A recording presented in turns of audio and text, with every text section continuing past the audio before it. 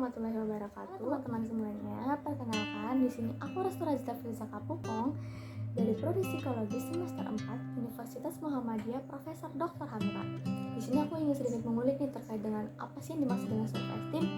Sebelumnya aku mau tanya ke teman-teman semua, self esteem itu apa sih? Teman-teman udah pada paham belum ya? Kalau belum, sini deh aku kasih tahu. Self esteem itu adalah pikiran, perasaan atau pandangan seseorang atas diri mereka sendiri. Dan bisa dibilang self esteem ini adalah harga diri ya teman-teman. Jadi orang yang punya self esteem akan berpaku pada seberapa besar orang tersebut menyetujui, menilai, menghargai dan menyukai diri mereka sendiri. Pasti teman-teman pada bingung dong ya, apa sih bedanya self esteem sama self love? Soalnya kan mereka termasuk mencintai diri sendiri. Dari katanya aja udah beda nih, apalagi maknanya. Sekarang aku mau jelasin apa sih bedanya self esteem, self love, self care, self acceptance, self awareness dan juga self afirmasi. Tadi kan udah aku jelaskan ya teman-teman di awal kalau self esteem adalah sebuah pikiran atau pandangan atas diri mereka sendiri yang ada pada diri individu. Nah, bisa disimpulin kalau self esteem ini adalah harga diri ya teman-teman. Jadi orang memiliki harga diri, maka mereka akan menganggap diri mereka berguna. Bisa berguna bagi sekitar, berguna bagi yang lainnya, dan juga diri mereka berharga. Lalu apa sih yang dimaksud dengan self love? Self love itu adalah mengenali diri sendiri atau mencintai diri sendiri. Namun ada juga nih yang memberikan tanggapan atau mengartikan secara lain. Self love itu seperti memiliki rasa percaya dan juga bangga terhadap kemampuan diri sendiri. Setelah itu ada juga nih self care. Self care itu adalah aktivitas yang bertujuan untuk memenuhi kebutuhan dan meningkatkan rasa kesejahteraan pribadi pada tiap individu. Selanjutnya ada self acceptance nih. Self acceptance ini mempunyai pengertian yaitu upaya untuk menerima dan memahami seluruh aspek yang ada dalam diri tanpa menolak keberadaannya. Lalu ada juga nih self awareness. Self awareness ini merupakan salah satu kemampuan seseorang dalam memahami perasaan, pikiran serta evaluasi dirinya. Yang terakhir ada self efficacy. Self efficacy adalah kepercayaan diri setiap individu akan kemampuan dirinya yang dapat sukses dalam melakukan suatu hal. Nah, dari pengertian tadi kan teman-teman pasti udah paham dong ya terkait perbedaannya seperti apa. Terkait dengan self esteem, self love, self care, self acceptance, self awareness dan juga self efficacy.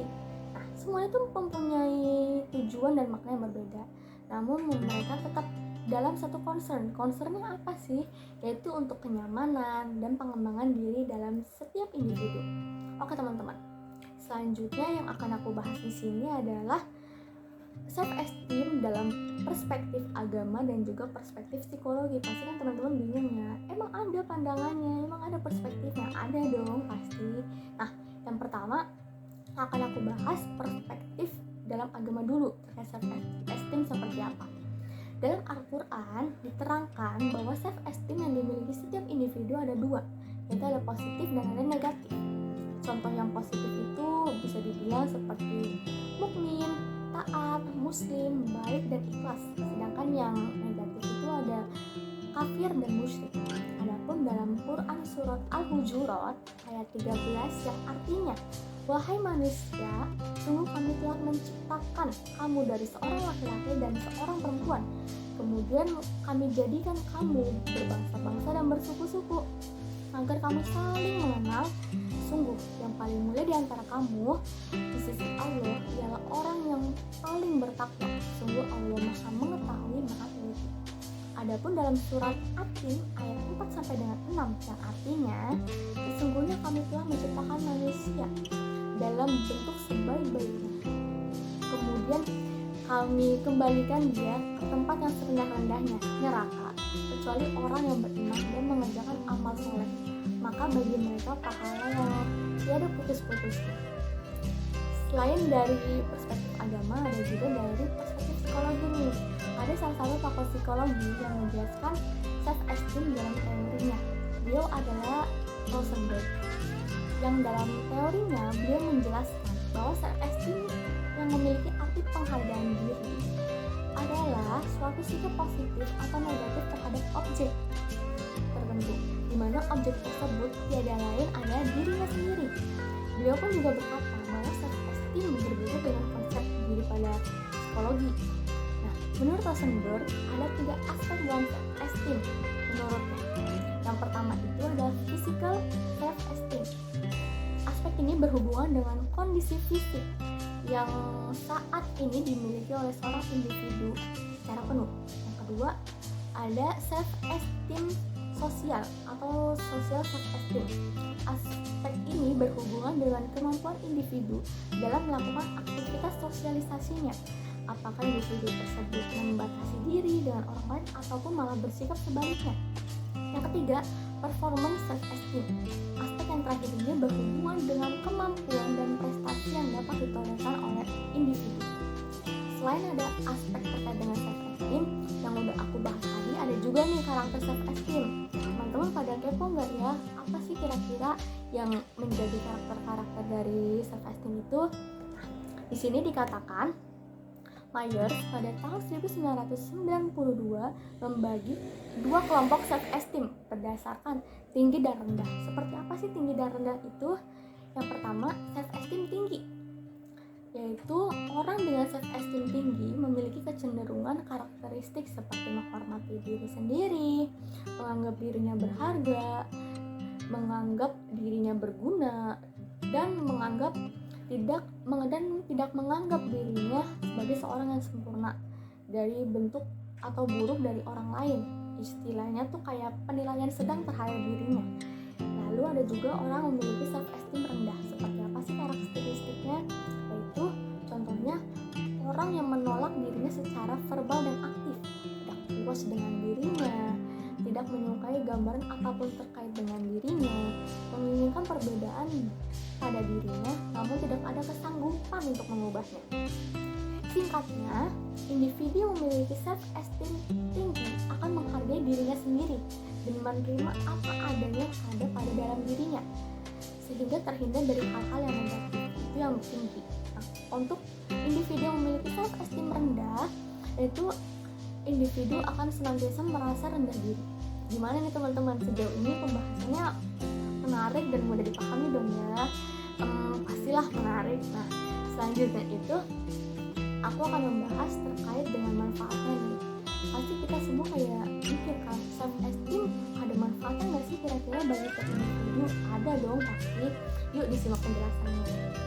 Nah, di sini menurut Brandon dalam Sandriani 2002, manfaat self-esteem antara lain yang pertama, sebagai pemberi sumbangan utama dalam proses kehidupan seseorang. Maksudnya apa sih sebagai pemberian sumbangan utama itu maksudnya apa? Nah, di sini self-esteem itu bisa dibilang adalah pilar kehidupan. Pilar seseorang untuk mencapai apa yang dia inginkan dan apa yang dia impikan. Syarat untuk mencapai itu harus gimana sih kira-kira? Yang pasti harus percaya diri dong, harus yakin sama diri sendiri. Kalau kita bisa melakukannya, kita mampu untuk melakukannya. Selain itu, jangan lupa untuk mengapresiasikan diri kita atas apa yang telah kita lakukan dan senantiasa menghargai diri dan juga kemampuan yang dimiliki.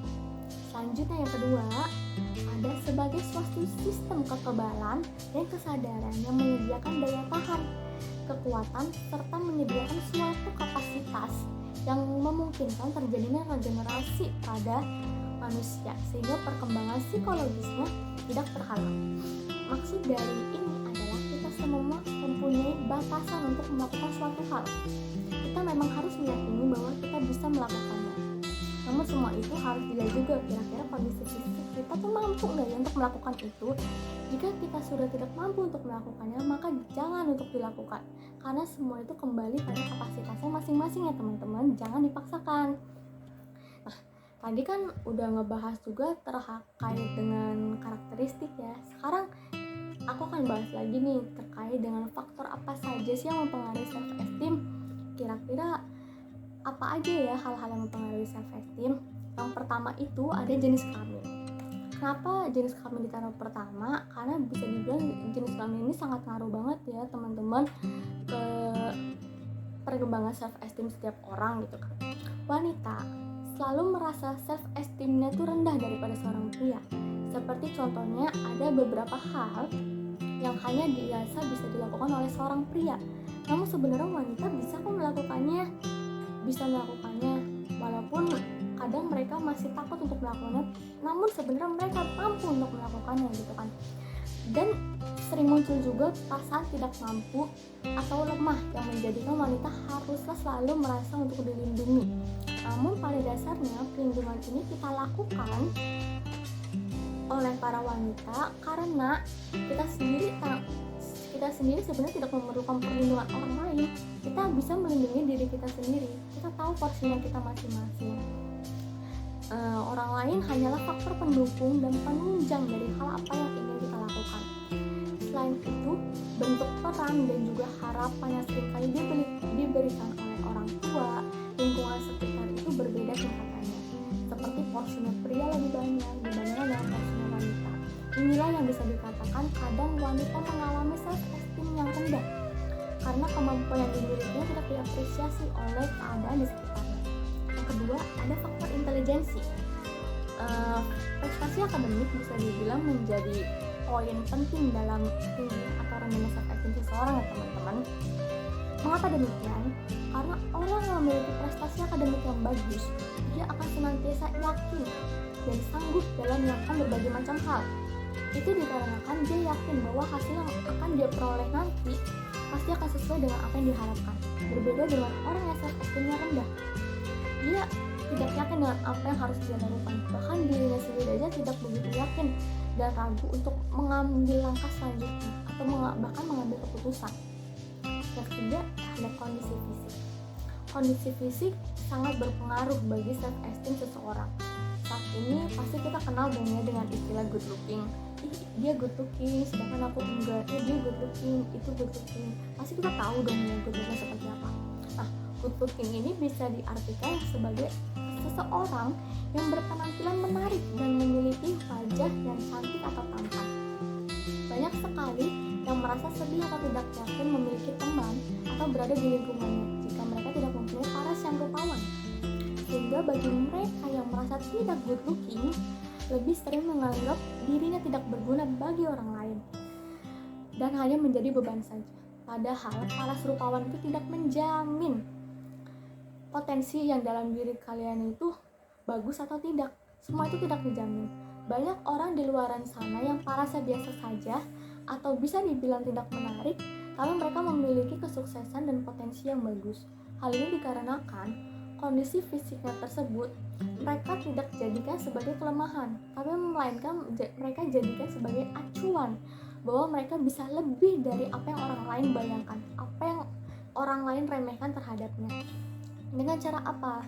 Dengan cara mereka harus yakin pada kemampuan diri mereka dan anggaplah diri kalian lebih berharga daripada orang yang memiliki paras rupawan di luar sana. Lingkungan keluarga. Lingkungan keluarga adalah lingkungan terdekat bagi kita, di mana keluarga adalah tempat kita untuk menghabiskan waktu dan juga meluangkan waktu untuk berkumpul dan bercengkrama secara bersama-sama. Terlebih lagi dengan pengaruh yang diberikan oleh keluarga kepada anak. Jika perlakuan di keluarga tersebut adil, diberikan kesempatan untuk aktif dan senantiasa mendidik dengan baik, maka anak akan tumbuh dengan self-esteem yang tinggi. Anak akan merasa bahwa dirinya berharga dan dapat diandalkan, seperti saat dia berada di rumah, ataupun sebaliknya. Yang kelima atau poin yang terakhir adalah lingkungan sosial. Kenapa lingkungan sosial ngaruh banget sih dengan self-esteem? Pasti dong, karena seseorang yang merasa bahwa dirinya berharga atau tidak bisa dilihat juga nih dari stimulus yang diberikan oleh lingkungannya sosial kepada dirinya. Contoh, dia diberikan pujian atas hasil kerjanya yang bagus karena kepribadiannya yang bagus dan yang lainnya, maka orang tersebut akan menjadi yakin dan menyadari bahwa dia berharga dan dia bisa juga dibanggakan. Ataupun sebaliknya, jika perlakuan lingkungan yang tidak baik untuknya seakan-akan menjelek-jelekan dia, maka dia tidak akan yakin dengan potensi yang dia miliki. Wah, tidak terasa ya teman-teman kalau kita sudah berada di akhir materi ini. Semoga materi terkait self-esteem ini menambah wawasan dan pengetahuan teman-teman ya. Dan yang perlu diingat misalnya teman-teman semua, jangan terus-terusan untuk fokus pada kemampuan orang lain yang tanpa sadar kita tidak fokus nih bahwa diri kita tuh hebat, kita tuh bisa melebihi orang lain. Dan mungkin sekian dari saya, mohon maaf apabila ada salah kata, karena yang salah itu datangnya dari saya dan yang baik itu datangnya dari Allah Subhanahu wa Ta'ala. Mungkin sekian dari saya, sampai jumpa lagi ya teman-teman. Wassalamualaikum warahmatullahi wabarakatuh.